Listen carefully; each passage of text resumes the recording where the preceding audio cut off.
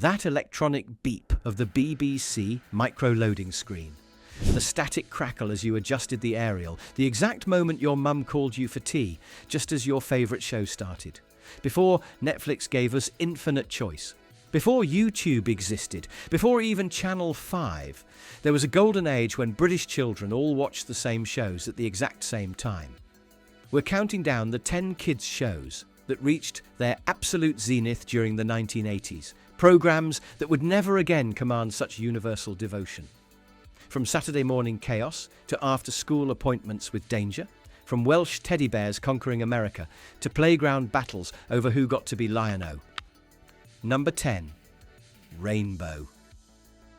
The squeak of Zippy's zip being pulled shut, George's gentle hippo yawn, and Bungle, walking around Starkers as if that was perfectly normal. Rainbow should have been past its prime by the 1980s. It started in 1972, for crying out loud. But something magical happened when Jeffrey Hayes took over in 1980. The show didn't just survive, it peaked, pulling in audiences that included your baby sister, your teenage brother, and somehow your dad, who claimed he was just walking past. Here's what made Rainbow special. It was accidentally subversive. While Mary Whitehouse was having conniptions about Doctor Who, Rainbow was sneaking in jokes that worked on two levels. The infamous Twangers episode, where the cast played with their twangers for 5 minutes straight, wasn't even broadcast, but became legendary through playground retellings. Mind you, depending on where you lived, Rainbow might have been on at completely different times. Thames viewers got it at 12:30, while up in Granada land you'd get it after school. This was Britain, where even children's TV schedules were a postcode lottery. Let's be honest though, Bungle was terrifying. A 6-foot bear wandering around without clothes, then mysteriously putting on pyjamas for bed. We all just accepted this. Jeffrey, Zippy, George and Bungle weren't teaching us letters and numbers. They were teaching us that British eccentricity was something to embrace. Over 1,000 episodes aired, but those early to mid-80s years with Jeffrey Hayes. That was the sweet spot. Before everything became too polished, too educational, too safe. But if you think Rainbow was as wholesome as British children's TV got, wait until you see what Blue Peter was demanding of its viewers. Number 9. Blue Peter. Here's one I made earlier. 5 words that defined middle-class aspiration for an entire generation. The sticky back plastic. The washing up liquid bottles transformed into Tracy Island. The impossible origami that never looked like theirs, no matter how carefully you followed along. Blue Peter didn't start in the 80s. It had been running since 1958. But between 1980 and 1987, with Peter Duncan doing death-defying stunts, Janet Ellis being impossibly glamorous, and Simon Groom trying not to corpse, it reached peak influence. This was appointment viewing for the sort of household that actually had sticky back plastic to hand, where parents encouraged projects and had a dedicated craft drawer. But here's the thing. Even if you never made a single Blue Peter creation, you watched. Because that badge, that blue ship on white, that was currency more valuable than panini stickers. The sound of Shep barking. The chaos of the bring and buy sale totals. Janet Ellis getting pregnant and having to leave because, heaven forbid, an unwed mother on children's TV in 1987. What peaked in the mid-80s wasn't just Blue Peter's viewing figures. It was the idea that children's TV could make kids better people. The Christmas appeals, the summer expeditions, the genuine belief that collecting milk bottle tops could change the world. By 1987, when Peter Duncan left, something shifted. The show continued, it's still going today, but that particular magic, that earnest, wholesome, trying to make you a better person energy, that peaked right there in the middle of Thatcher's Britain, when we needed to believe in something good. But while Blue Peter was teaching us macrame, The next show was pioneering technology that wouldn't properly exist for another 30 years. Number 8. Knightmare. Enter Stranger. In 1987, Anglia Television did something absolutely mad. They spent £85,000 on a supernova graphics system and created virtual reality on children's telly. While the rest of us were still waiting for our Spectrum games to load from cassette, Knightmare was putting kids inside computer-generated dungeons. Hugo Myatt as Tree Guard, with that beard and that voice that sounded like he'd been gargling gravel since the Norman Conquest. The Helmet of Justice, basically a bucket that blinded contestants while their teammates shouted increasingly panicked directions. Simon, sidestep to your left. Your other left. Simon. Here's the absolutely brutal truth. Only 8 teams out of 70 ever won. Ever. This wasn't American TV, where everyone gets a trophy. This was British TV, where children got virtually destroyed by animated saw blades while their mates watched helplessly. The chroma key blue screen that occasionally glitched, revealing a glimpse of the studio. The hand-painted dungeon rooms that looked both incredible and slightly rubbish at the same time. That blooming, creepy wall face that would appear and speak in riddles. Knightmare was ITV, but it felt like something BBC would make. Clever, slightly educational, utterly British. Teams were always from comprehensives in places like Dudley or Ipswich, never the posh kids from grammar schools. The show peaked around 1991 with 4 to 5 million viewers, but those first few years, 87 to 89, that's when it was genuinely revolutionary, before everyone knew the tricks, before the internet revealed all the solutions, when stepping through that chroma key door felt like entering another dimension. Speaking of impossible challenges, the next show proved a Welsh teddy bear could do the impossible. Conquer America. Number 7. SuperTed. In an old dark storeroom. The origin story we heard every single episode. Defective teddy bear, thrown away like rubbish, brought to life by cosmic dust, given superpowers by Mother Nature. It was Superman meets Paddington meets... Well, only the Welsh could have made this. SuperTed premiered on S4C in 1982, the very first programme broadcast on the new Welsh language channel. But when it hit the BBC in English from 1983 to 1986, with Derek Griffiths' perfect voice and that secret magic word we never got to hear, it became a phenomenon. Texas Pete with Victor Spinetti's growl. Skeleton, camper than Christmas in those pink slippers. Voiced by Melvin Hayes, who apparently got drunk in the pub before recordings because he couldn't do the voice sober. Bulk, who somehow made being clumsy lovable. But here's what you might not know. SuperTed was the first British cartoon to air on the Disney Channel. The first. This little Welsh teddy conquered America before The Simpsons even existed.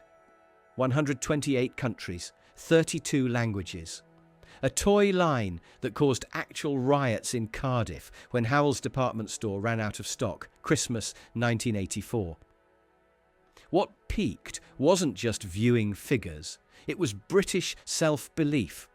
A cartoon from Wales, Wales taking on the Americans at their own game and winning. By the time Hanna-Barbera made their own version in 1989, the magic was already fading. Too American, too polished, too much like everything else. That theme tune, though, SuperTed! SuperTed! Simple, memorable, probably playing in your head right now. The shows had 36 episodes at their peak. 36. That's nothing by today's standards. But every single one was appointment viewing because missing SuperTed meant missing the playground conversation the next day. But while SuperTed conquered hearts with British charm, the next show conquered playgrounds with pure mechanical mayhem. Number 6. Transformers. December 1984, Argos stores across Britain looked like the January sales, except it was parents fighting over Optimus Prime, Milton Bradley, not Hasbro, this was Britain, couldn't ship them fast enough. Kids were literally crying in shops.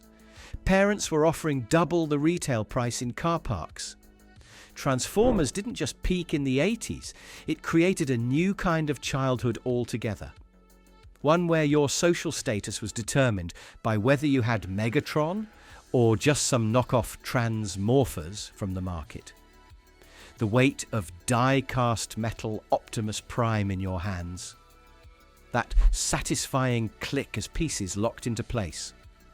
The devastation when you lost one tiny piece, and your Starscream was forever stuck between jet and robot.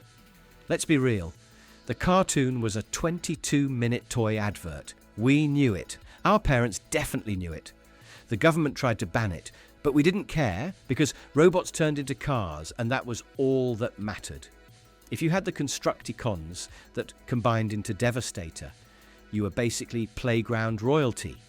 If you had the Chinese knockoffs from Stockport Market that fell apart, if you looked at them wrong, well, you learned to make up better stories.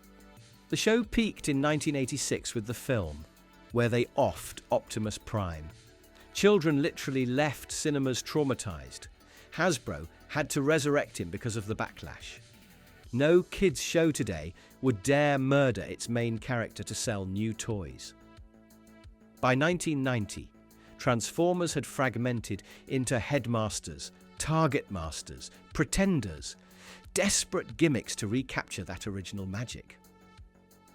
But that first wave, 84 to 86, when robots in disguise meant something, when your entire Christmas list was just different Autobots, that was the peak. More than meets the eye. Maybe.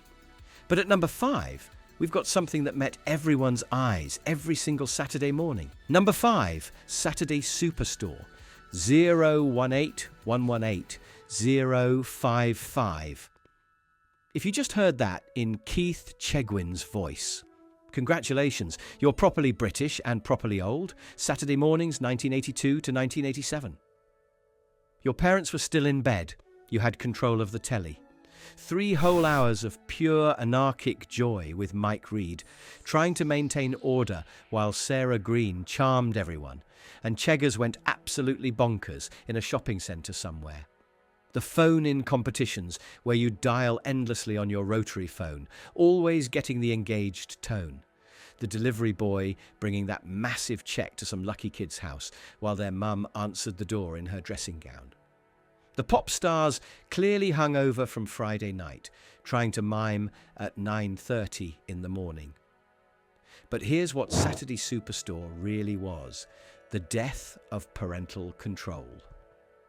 For those 3 hours, children ruled Britain. We decided what got played. We decided what was cool. We were the demographic that mattered. This wasn't like Blue Peter's middle-class crafts. This was populist, slightly chaotic, sometimes a bit rubbish, but always ours. When they had the computer game playoffs, kids competing on Daley Thompson's decathlon, destroying their joysticks, that was us being represented on national television.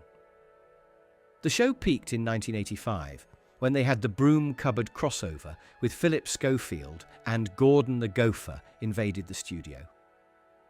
2 worlds colliding. Weekday afternoon civility meets Saturday morning mayhem. By 1987, when it became going live, something was lost. More polished, more professional, less dangerous. Saturday Superstore was the last time children's TV felt genuinely unpredictable. Speaking of unpredictable, the next show brought something even more explosive. Actual battle cries that echoed through every playground in Britain. Number 4, Thundercats. If that battle cry doesn't give you goosebumps, you weren't there. You didn't experience the absolute playground warfare over who got to be Lion O with the Sword of Omens.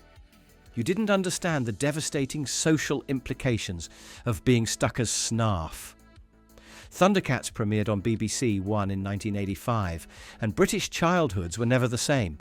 This wasn't cuddly like SuperTed or educational like Blue Peter. This was properly epic.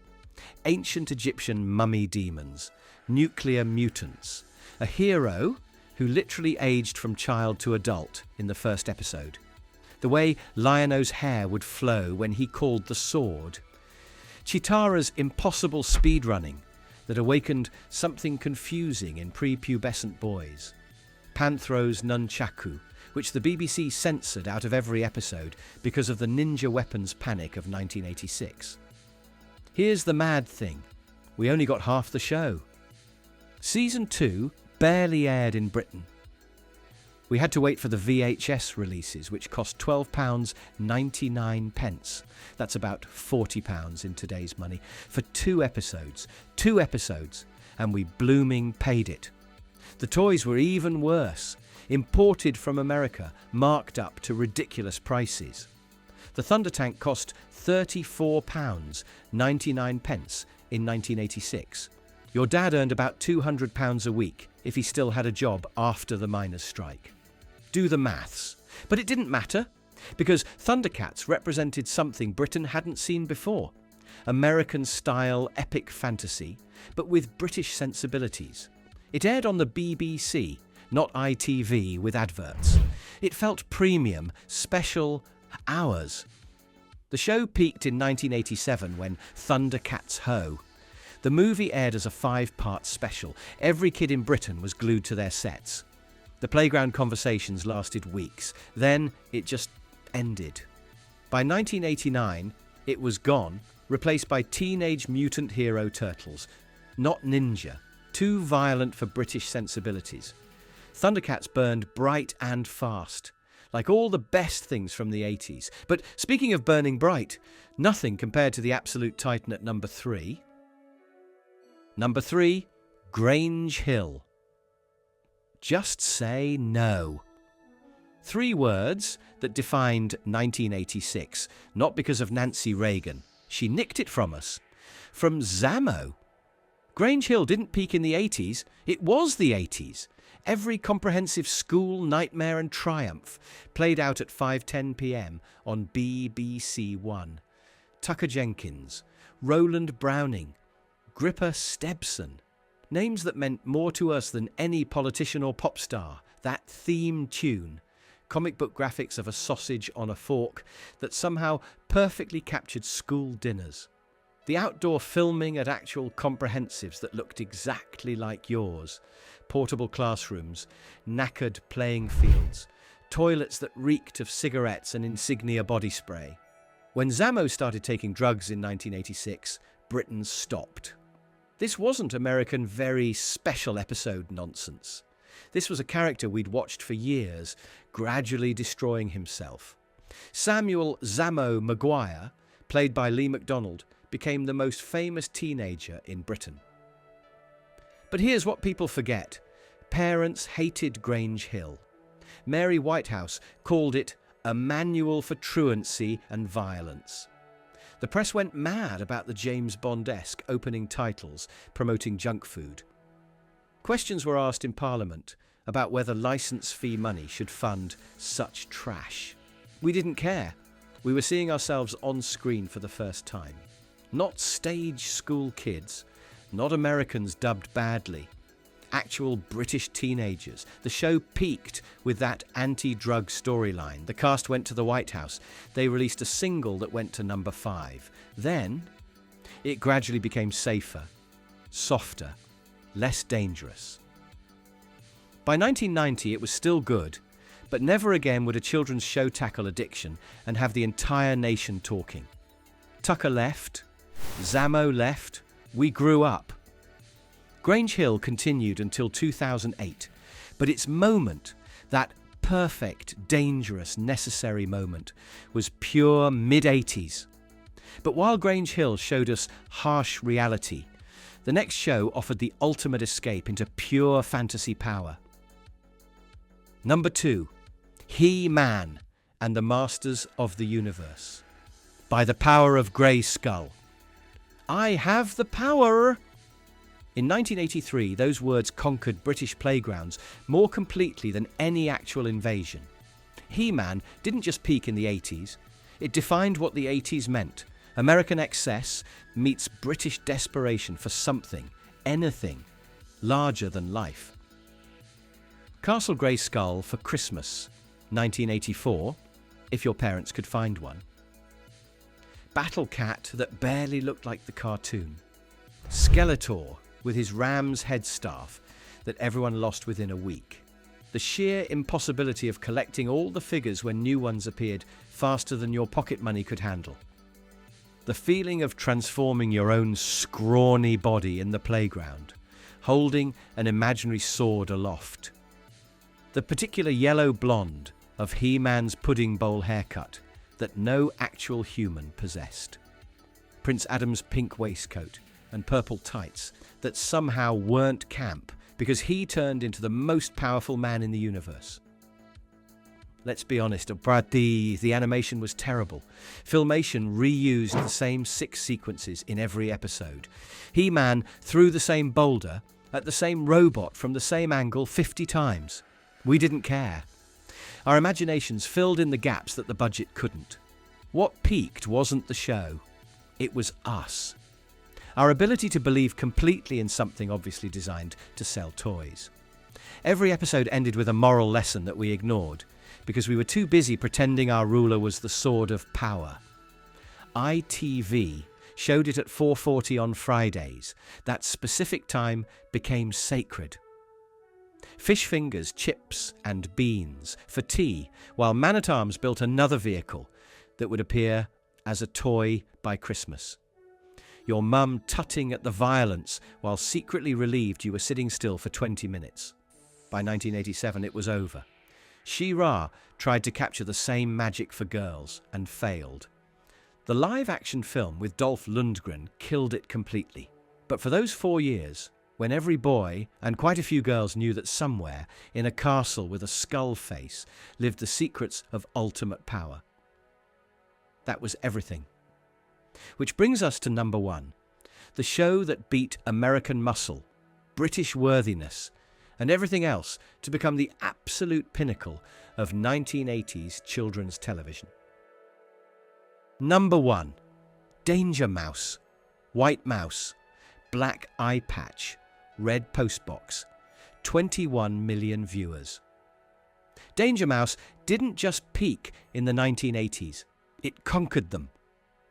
In January 1983, 21.59 million people watched a cartoon about a mouse secret agent. That's more than watched Charles and Diana's wedding, more than Live Aid.